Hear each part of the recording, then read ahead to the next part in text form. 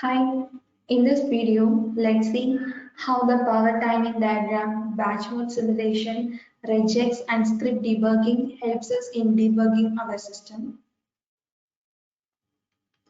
The first feature is power timing diagram.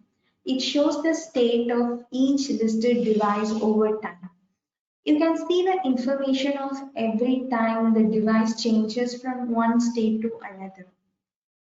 It is used to analyze the power consumption, how dynamically your system changes, and power state changes of the device.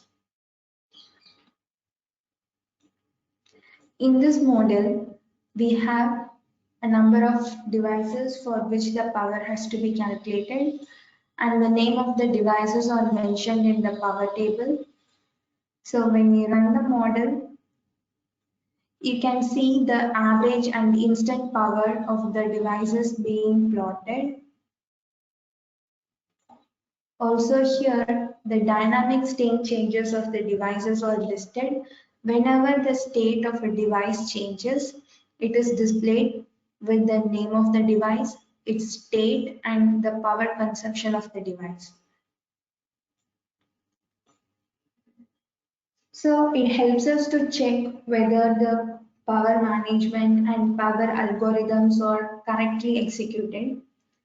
So using this, we can design the best power management algorithm and select the appropriate battery configuration for a battery operated device.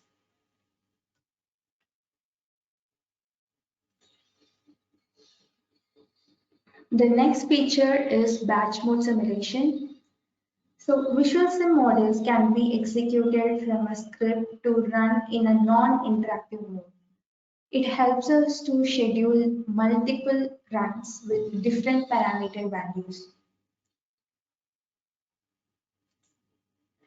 To do the batch mode simulation, we have the post processor. The post processor is linked to the plot manager.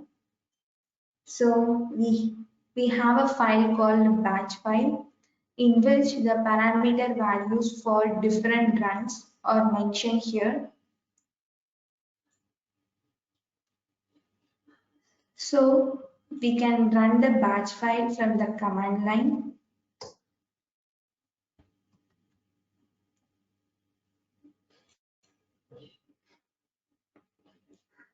Here you can see the execution of the batch file.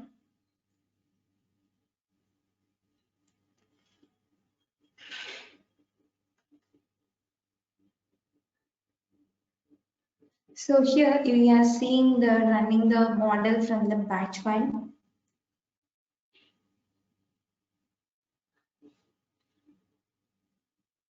If there is any error, then it will also be displayed in the command line. So now after running the batch file, here you can see the parameter values that need to be changed during the simulation. So you can select the values for which the multiple simulation has to run. And you can select the plot which has to be plotted. So now you can see the plot being plotted for multiple simulation with different parameter values.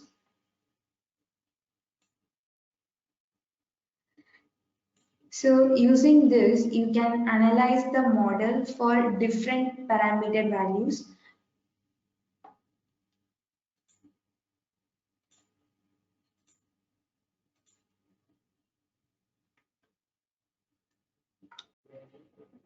The next feature is regex functions.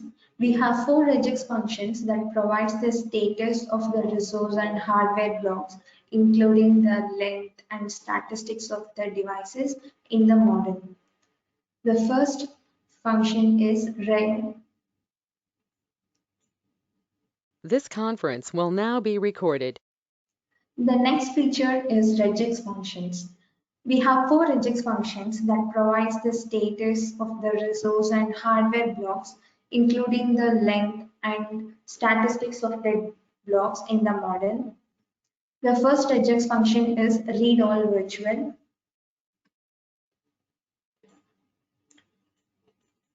The regex function is mentioned here in the model. So this function will output a list of all the virtual names in the model, including the full path. This includes in block, out block, script, system resource, queue, and hardware blocks. So in this model, we have two blocks, the system resource extend and the system resource. So when running, we get the output with the list of all the blocks in the model, like the system resource extend and system resource. So this will be useful for large models where we have many hierarchical blocks with many number of blocks in the model.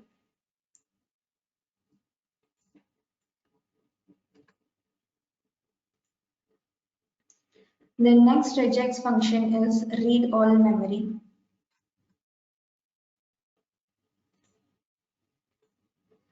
So it is mentioned here in the model. This regex function will provide an output of all the local and global variables and their current values. So the local and global variables are declared in the variable list block. Here you can mention the type. So on execution, this regex function will provide the output of all the local and global variables. It is similar to the memory dump block.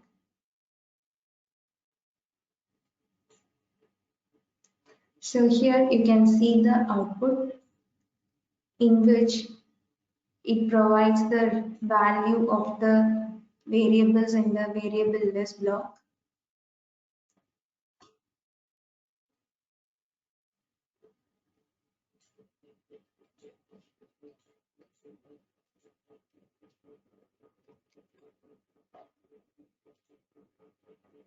The next regex is get block status.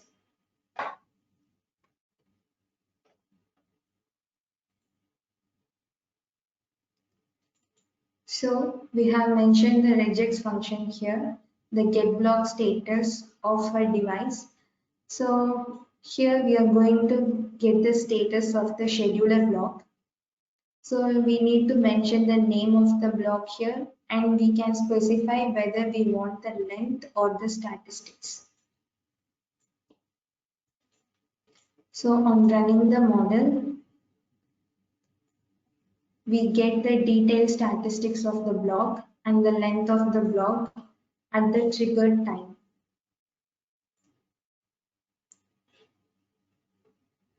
Here you can see the length of the block and the statistics of the block.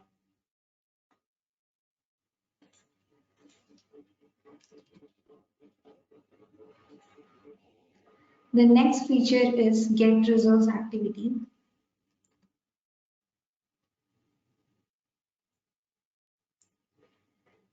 This function is used to access the information in the database block. This is the database block.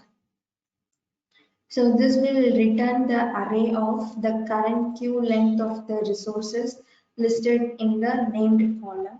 It supports system resource extend, and hardware blocks.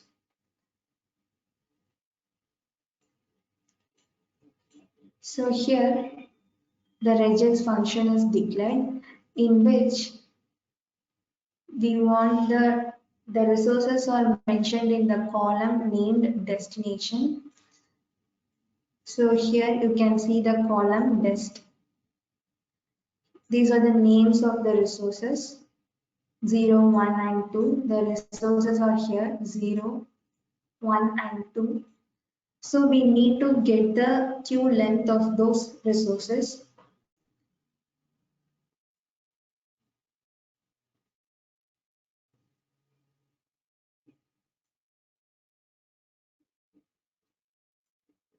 So here you can see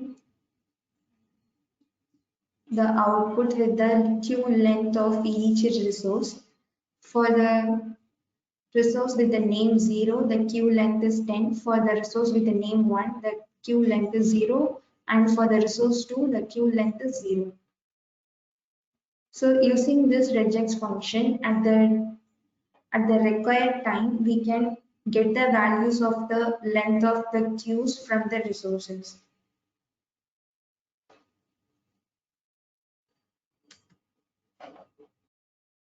The next feature is script debugging. For scripts with lines less than 30, we can use listen to block to verify the correctness of the regex functions and other functionalities of the code. To debug large scripts, we have the features called breakpoints, single cycle step through, script profiler, etc. First, let's see about the breakpoint and single cycle step through. In order to do the breakpoint, right-click on the block and go to Customize Configure. You can see the parameters called single cycle and breakpoint. Enable the single cycle and give the condition for the breakpoint that evaluates to true. To start the debugging, select the Listen to block and run the model. When the first time the breakpoint condition is valid, a pop-up window will ask list variables yes or no. If you accept yes, then all the memories and current values of optional parameters will be displayed. So you can see that in the listen to block window. So at 1 second, the breakpoint condition becomes true. So it displays all the memories and current values of optional parameters here. So then when you click the run or resume, the model will move to the next execution point where the breakpoint expression evaluates to true. After 10 instructions, a pop-up window will ask continue single cycle. So if you select no, then the model will continue to the end of the simulation.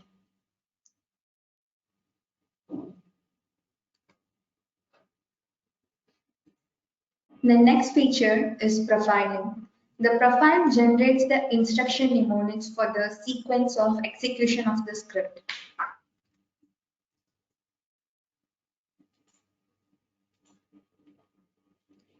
It generates the instructions and places them in arrays. To do that, go to Customize, Configure. You can see the parameter called profile and the value is the length of the array. When you run the model, you can see the instruction mnemonics generated. So this is used to see the algorithmic flow in more detail.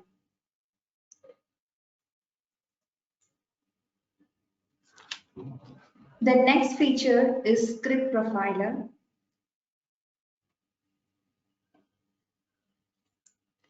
The script profiler keeps track of the number of times a statement executed or an address has been fired and the average time the statement took to execute. To do that, go to Customize Configure. You will see a parameter called Profile File. Here you can specify the path in which the result file has to be generated. So after simulation,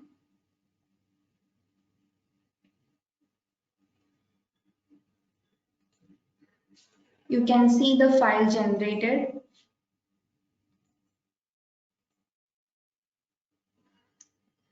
So this provides the detailed execution information of the script, also provides the script address of the statement.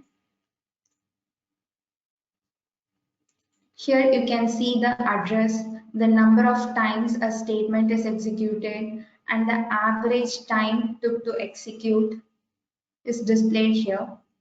So this helps us to determine if certain code has been executed or not. And if number of times executed is 0, then we can understand that certain code is never executed. We can also determine if a code is taking long time. If long, that indicates the code is inefficient, which needs to be simplified and improved. So it is useful for finding the algorithmic bugs after finding the functional bugs of the system.